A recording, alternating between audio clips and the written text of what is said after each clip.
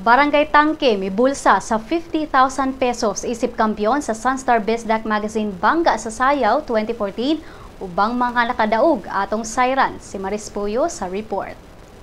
Grupo sa mga batanong mananayaw gikan sa Barangay Tangke, Dakbayan sa Talisay ang kampiyon sa Sunstar Bisdak Magazine Bangga sa Sayaw Metro Cebu Edition 2014 sa Grand Finals niadtong Sabado sa gabi sa Talisay City Sports Complex.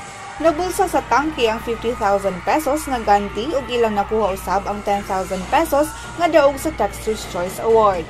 Samtang first runner-up ug dunay premyo nga 30,000 pesos ang grupo sa Barangay Ermita nga dunay tema nga New Cycle. Second runner-up ug midawat og premyo nga 20,000 pesos ang Barangay Poblacion Pardo nga misaya og Super Mario. Ug ang grupo sa Barangay Tisa mo'y napili nga People's Choice nga dunay ganti nga 10,000 pesos. Ang Bangga sa Sayaw nagsilbing opening salvo alang sa usa ka semanang mga kalihukan sa kapistahan sa patrones sa Talisay City nga si Santa Teresa de Avila karong October 15.